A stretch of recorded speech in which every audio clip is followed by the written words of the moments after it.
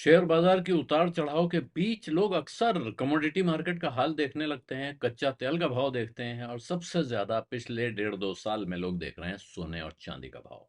तो सोने का भाव आज लखनऊ के बाजार में 24 कैरेट सोना 1,42,800 रुपए का 10 ग्राम और 22 कैरेट 1,36,000 रुपए का 10 ग्राम था।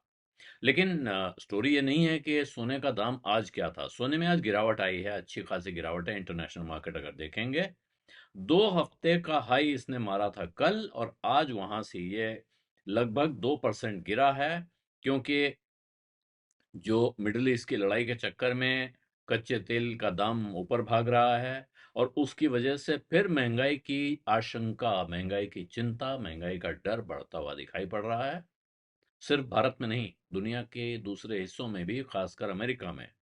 और इसी वजह से अमेरिका में ऐसा लगता है कि अब फिर इंटरेस्ट रेट नीचे जाने के बजाय इस साल बढ़ाए जा सकते हैं। इंटरेस्ट रेट हाइक के आसार दिखाई पड़ रहे हैं, बढ़ने का डर लग रहा है और इसीलिए वहां सोने का दाम गिरा हुआ है।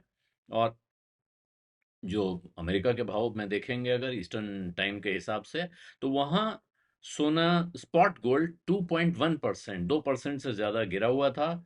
और ये एक दिन पहले ही उसने अभी मारा है अपना हाईएस्ट लेवल 7 जुलाई के बाद का। और वहां से ये 2% डाउन होने का मतलब है कि उसमें गिरावट साफ साफ दिख रही है।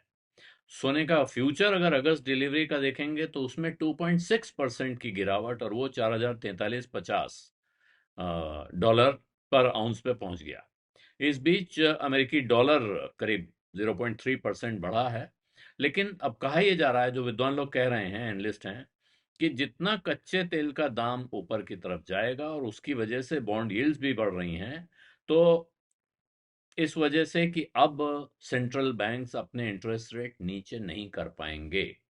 ये संभावना पूरी पूरी दिख रही है, क्योंकि महंगाई उनके लिए कष्ट बना हुआ है, महंगाई उनके लिए कष्ट का कारण बना हुआ है और ये और बढ़ने के आसार हैं।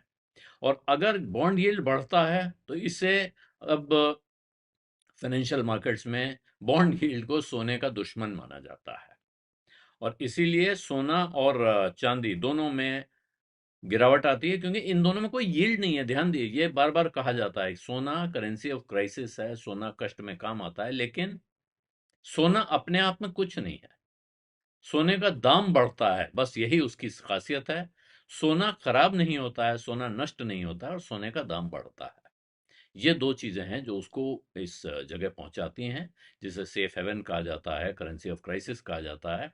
आप सोने को जेब में लेकर दुनिया के किसी भी हिस्से में जा सकते हैं, वहां सोने की कीमत आपको मिलेगी, कहीं कम मिलेगी, कहीं ज्यादा मिलेगी।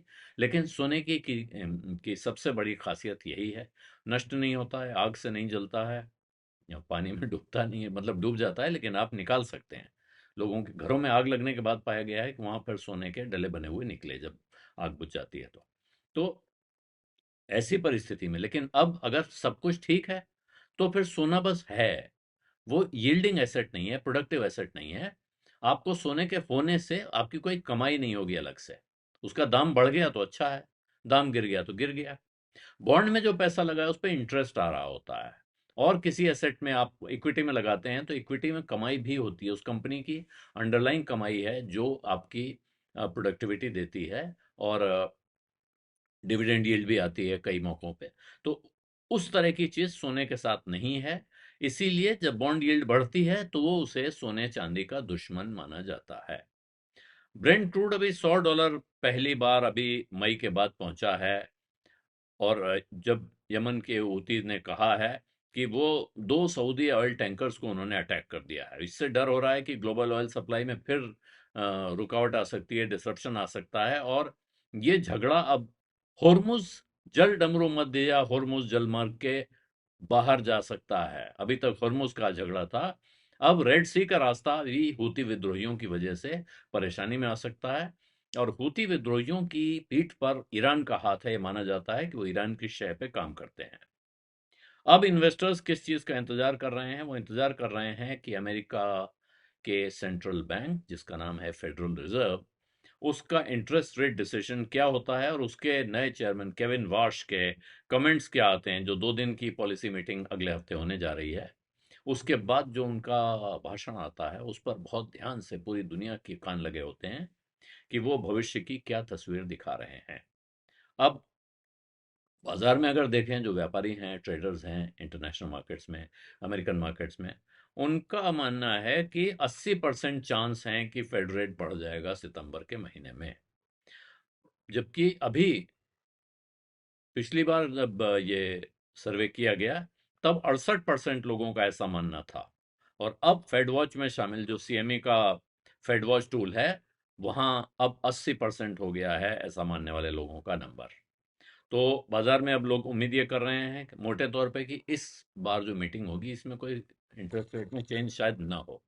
बिल्कुल उसके बिना गुजारा हो जाएगा, इंटरेस्ट रेट न बढ़ेंगे न घटेंगे। लेकिन हो सकता है जो बात, जो कमेंट्री आए, उसमें हॉकिश टोन हो सकती है।